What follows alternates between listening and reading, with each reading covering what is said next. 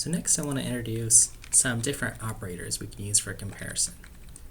Here I've initialized a variable x, I've set it equal to 1. And now, with our if statements, we have different operators here. So I have a less than sign to test is x less than 2, greater than x greater than 0, a greater than or equal to sign that says x must be greater than 1, or x can be equal to 1, and then this block of code will execute. And note that there's no space here between the greater than or equal to sign. Similarly, on line 16, I have a x less than or equal to 1. So if x is less than 1, this will execute. Or if x is equal to 1, it will execute. Now for line 20, I have a test to see is x equal to 1. And notice something funny about line 20. When we're testing for equality, we use two equal signs with no space in between to test the value of x. So if we execute this code, we'll see our statements printed out because I've made them all default to true. But let's take a little closer at the double equal sign. Now, before I do, it's important to note that there's other operators in the C++ language, such as not sign, doing different bitwise manipulations, where you can do testing. And remember, all that's going on here between the parentheses and the condition is C++ is evaluating the statement to see if it's true or false, a 1 or a 0. So if I just put a if 0 here, and let's get rid of some of these other statements. And here if I just put a 1, this is just equivalent to if false. Well, since that's false, this isn't going to execute. And we'll put a 0 here to test. And if 1, well, that's true in computer science, the value 1 is represented. Then we should see a 1 in this block of code.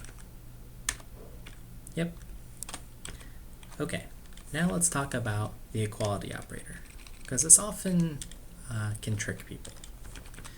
So if I have the statement, if x equals 1, let's see what happens. Okay, so we saw this in our previous example, and we're just going to compile to make sure it's working. X equals 1. Great. Okay, let's do some other tests. What if I forget and do only one equal sign? X equal to 1. Well, if I run it, ooh, the compiler is going to warn me about something here. It says, warning, using the result of an assignment as a condition without parentheses.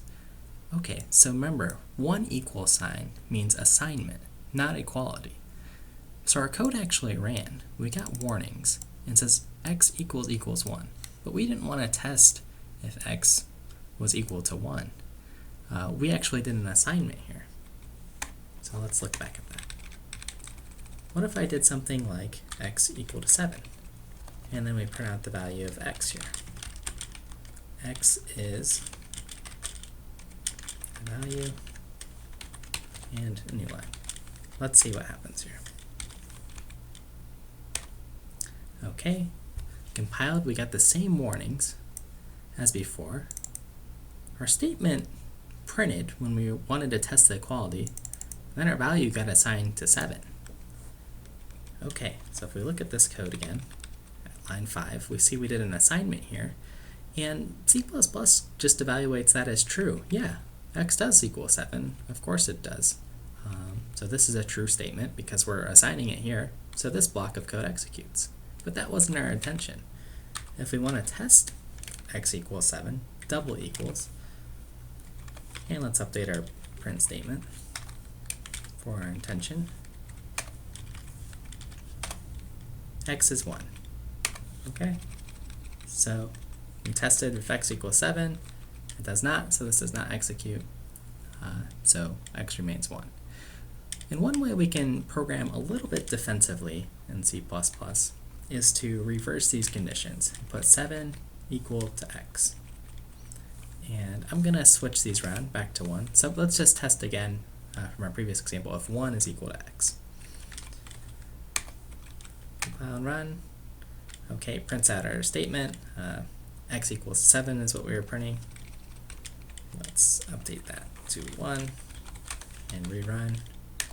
Okay, yeah, x is equal to 1, x is 1. Great. But how this works defensively, what if we just put a equal sign here? 1 equals x. Okay, if we run, oh, we get an error. We can't reassign the value of 1 to x. 1 is always 1 in the mathematical sense.